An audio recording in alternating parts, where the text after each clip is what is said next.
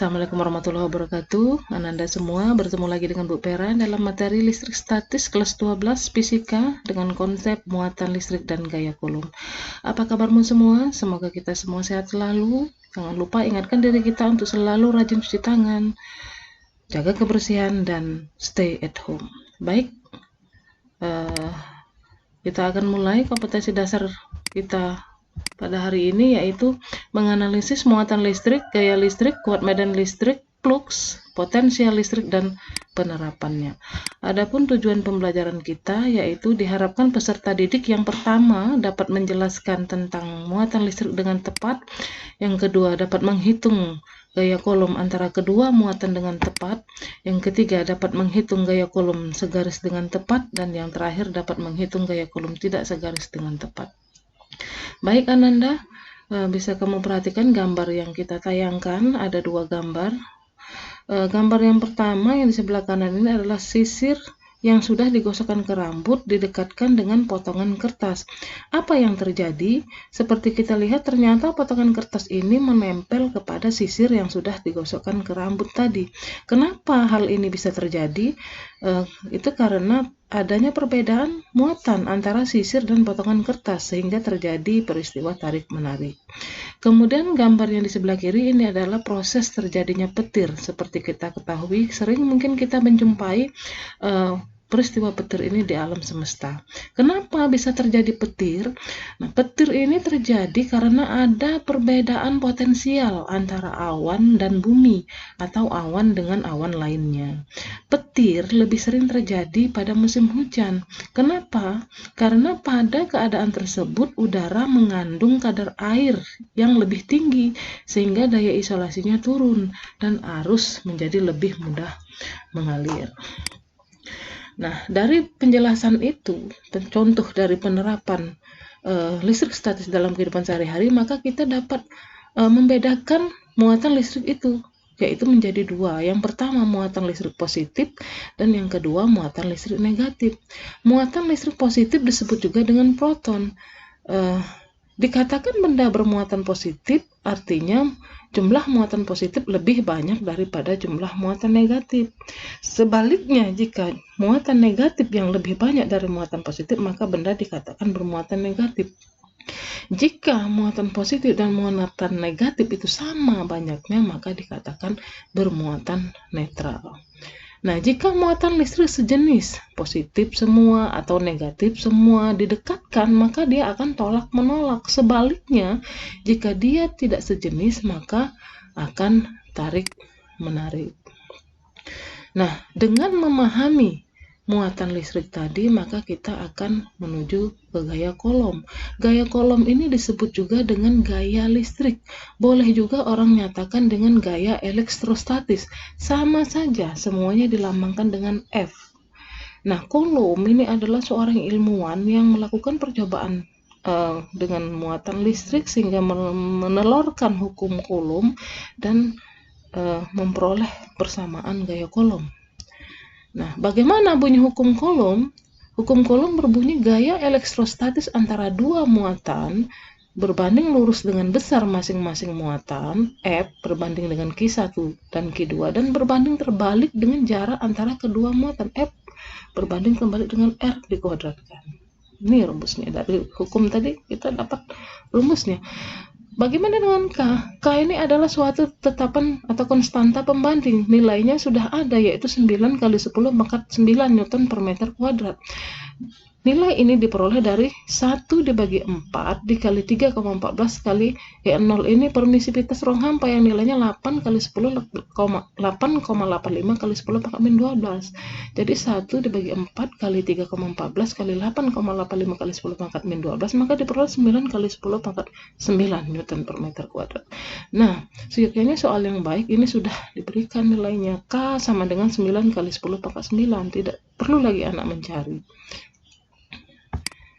Nah, rumus tadi berlaku hanya untuk muatan dua buah muatan saja. Bagaimana jika muatannya lebih dari dua seperti ini? Nah, untuk muatan yang lebih dari dua, bisa 3 atau 4 atau 5 dan seterusnya, maka kita akan melihat gaya kolom pada muatan listrik segaris dan gaya kolom pada muatan listrik yang tidak segaris. Untuk kita lihat untuk yang pertama, gaya kolom pada muatan yang segaris ini ada lebih dari 2 muatan. Jadi ada muatan QA, kemudian ada muatan QB, kemudian ada muatan QC. Nah, misal ada titik A atau muatan A, muatan B, dan muatan C terletak pada satu garis. Bagi berapa katanya? Berapa muatan pada besar gaya pada muatan C di sini FC? Nah, pada materi kita dia hanya memberikan FC saja. Soal boleh bertanya FA, boleh dong. Boleh juga bertanya FB dan boleh bertanya FC. Soal tidak menanyakan tiga-tiganya, biasanya hanya salah satunya saja. Nah, pada gambar ini salah satu diambil muatan C. Karena dia bertanya berapa gaya pada muatan C, gaya kolom pada muatan C, maka muatan C yang kita pandang. Muatan C terhadap muatan A. Oh, C dengan A berlawanan jenis, sejenis, maka dia tolak menolak. Kita gambarkan, menjauhi. Muatan C akan menjauhi muatan A. C dengan B tarik menarik. Oh, kita gambarkan, menuju. Muatan C akan menuju muatan B. Nah, kita lihat arahnya tuh, berlawanan arah. FCA dengan FCB itu berlawanan arah. FCA ke kanan, FCB ke kiri. Sehingga di sini negatif karena dia berlawanan arah. Kalau seandainya muatannya ini beda lagi nih, ini min, ini plus, ini min, maka arahnya nanti akan beda lagi. Bisa jadi akan kita dapatkan FCA-nya ke kanan, FCB-nya juga ke kanan, atau FCA-nya ke kiri, FCB-nya ke kiri. Nah, jika dia searah ke kanan semua atau ke kiri semua, maka di sini plus dijumlahkan. Nah, untuk kasus yang ini dia dikurangkan karena FCA dan FCB berlawanan arah. Maka uraikan sesuai hukum rumus gaya kolom tadi FCA. Maka K kali QC kali QA per R RCA. RCA ini R3 ini dikuadratkan. K kali QC kali QB per R2. R2 itu R QB terhadap QC. Nah, nanti untuk lebih jelasnya kita lihat di soal. Nah, itu untuk yang segaris. Nah, sekarang bagaimana jika dia tidak segaris seperti gambar ini? Gaya kolom pada muatan yang tidak segaris. Nah, tidak segaris artinya dia membentuk sudut tertentu. Nah, khusus untuk gambar ini, gambarnya boleh saja, boleh segitiga sama sisi, boleh segitiga sama kaki, boleh segitiga siku. Biasanya paling banyak orang berikan soal segitiga siku karena lebih cepat anak-anak untuk mengerjakannya. Nah, ini adalah segitiga sama sisi. Untuk kita ketahui kalau segitiga sama sisi, maka sudut-sudutnya, sudut-sudut atau total jumlah sudut pada tiga segitiga ini maka akan berjumlah 180 derajat. Jadi 60, 60, 60. Ya, soal tidak memberikan berapa nilainya, dia hanya dengan kata-kata segitiga sama sisi saja anak-anak sudah tahu, oh 60 nih salah satu sudutnya, seperti itu. Nah, untuk kasus ini sama seperti yang segaris tadi, artinya orang boleh bertanya FR di A, FR di B, dan FR di C. Nah, untuk kasus gambar yang ini, dia hanya FB saja yang kita pandang. Maka karena dia berapa resultan vektor di B, nah B terhadap A, B terhadap A ini muatannya sejenis, oh menjauhi, ini F1 ke sini, atau F1 boleh disebut FBA. Kemudian B terhadap C, oh tarik menarik menuju, atau ini F2 atau FBC. Maka rumusnya sesuai aturan kosinus. Ini rumus aturan kosinus. Ya, yaitu FR sama dengan akar F1 kuadrat, F1 tadi FBA kuadrat, plus F2 kuadrat atau FBC kuadrat, plus 2 kali F1 atau FBA kali F2 atau FBC, cosnya sesuai di sini gambar tadi, sudutnya. Kalau ini tadi segitiga siku-siku, maka ini 60, maka yang di sini 180, nah sisanya 120, maka sudutnya 120 untuk gambar ini. Kalau gambar muatannya berbeda, sudutnya berbeda, maka cosnya akan berbeda lagi nanti. Seperti itu pemahamannya. Nanti untuk lebih jelas kita lihat di contoh soal. Sekarang kita lihat contoh soal yang pertama. Ini adalah soal gaya kolom antara dua muatan. Kenapa bisa kita katakan seperti itu? Dari kata-kata, dari kalimat dua muatan ini, dua muatan titik, gitu ya. Dari kalimat dua muatan itu, maka kita bisa, oh ini soal gaya kolom antara dua muatan, berarti rumusnya yang ini, F sama dengan K kali A B per RAB kuadrat. Nah, kita lihat yang diketahui. Diketahui QA sama dengan QB adalah 10 min 8 kolom. Ini sudah satuan internasional, tidak perlu diganti. R adalah 10 cm. Nah, cm belum satuan internasional, jadi kan meter, 0,1 meter atau 10 kali 10 pangkat 2 meter. Nah, K adalah 9 kali 10 pangkat 9 Newton meter per senti per kolom kuadrat. Berapa gaya tolaknya atau gaya kolomnya atau gaya listriknya? Maka kita masukkan, karena rumusnya sudah jelas tadi, kita masukkan K-nya 9 kali 10 pangkat 9, QA-nya 1 kali 10 pangkat 8 atau langsung 10 pangkat 8 saja, QB-nya 1 kali 10 pangkat 8, R-nya 10 kali 10 pangkat 2 kuadrat. Kalikan 9 kali 1 kali 1, 9. Pangkatnya jumlahkan, 9 tambah min 8, 1 tambah min 8, min 7. 10 kuadrat 100, 10 pangkat min 2 kuadrat, 10 pangkat min 4. 100 kali 10 pangkat min 4 sama saja dengan 1 kali 10 pangkat min 2. Maka kita peroleh nilai 9 kali 10 pangkat min 5 Newton. Itu untuk gaya kolom pada dua muatan. Nah, bagaimana kalau muatannya lebih dari dua? Ini adalah contoh gaya kolom segaris. Kita lihat, kita baca soalnya. Ada sebuah partikel bermuatan Q2. Ini Q2 diletakkan di tengah-tengah. Muatannya negatif. Kita tulis muatannya negatif. Kemudian muatan Q1 negatif. Kemudian muatan Q3 positif. Berapa gaya yang dialami objek? Berarti hanya muatan yang ketiga ini yang kita amati. Jaraknya 50 cm di tengah-tengah, berarti ini 25, ini 25.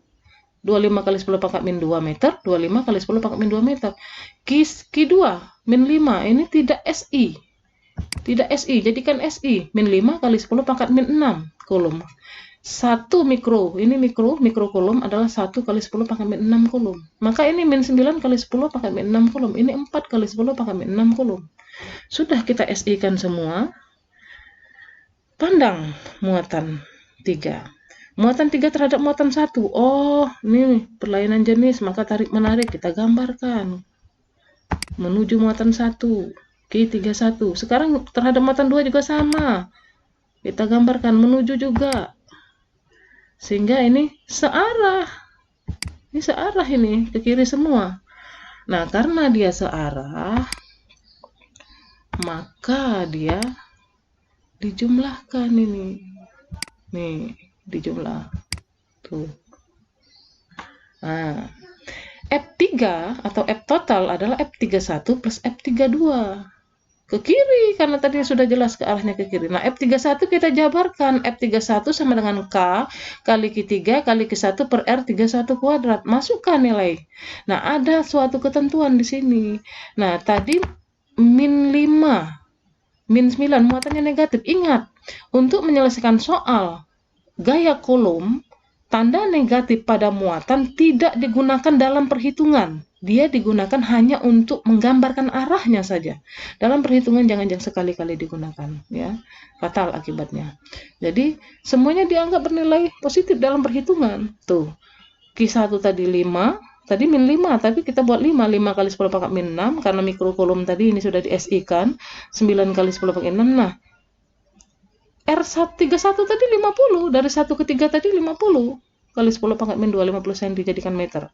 Dapatlah nilainya 1,62 Newton ke arah kiri. Begitu juga F32 sama prinsipnya. Dapatlah 2,88 Newton juga ke arah kiri. Setelah dijumlahkan, 1,62 ditambah 2,88 adalah 4,5 Newton. Ke arah kiri mendekati Q1, mendekati nilai yang besar, yaitu Q1 9 kali 10 pangkat 9. Ini untuk contoh soal yang kedua. Jika belum dipahami nanti bisa ditanyakan lagi di Google kelas kita. Sekarang untuk contoh soal yang ketiga. Ini adalah muatan yang tidak segaris. Nah, bagaimana dengan muatan yang tidak segaris ini? Nah, kita lihat ada 3 muatan, dia segitiganya segitiga sama sisi. Kalau kita gambarkan segitiga sama sisi, ya, kira-kira seperti ini ya. Panjang sisi-sisinya sama, artinya segitiga sama sisi. Anggaplah ini segitiga sama sisi. Nah, di sini gaya-gayanya ini 60, F-nya ini 60. Jadi cos. Nah, kenapa 60 derajat? Karena segitiga sama sisi. Nilai F1, 2, F1, 3, F3, 2, F3, 1, semuanya sama. Semuanya sudah diberikan nilai F. Jadi kita nggak perlu lagi mencari F1, 2 sama dengan K kali Q2 kali Q1 per R1, 2 kuadrat. Nggak perlu. Kalau ini bukan F berupa angka, maka panjang. Tapi karena soal ini agak lebih mudah, tinggal dimasukkan saja dengan rumus kosinus R sama dengan akar F kuadrat plus F kuadrat plus 2 kali F plus 60. F kuadrat tambah F kuadrat adalah 2F kuadrat. 2 kali F adalah 2F kuadrat. Cos 60 adalah setengah. 2F kuadrat kita tuliskan kembali. 2F kuadrat kali setengah adalah F kuadrat. Jumlahkan 3F kuadrat. Maka akar dari 3F kuadrat adalah akar 3F. Seperti itu. Nanti bisa ditanyakan di Google Class kita kalau ada yang tidak dipahami. Nah, kesimpulan dari materi kita pada hari ini yaitu yang pertama, muatan listrik itu terbagi menjadi 2, yaitu muatan listrik positif dan negatif.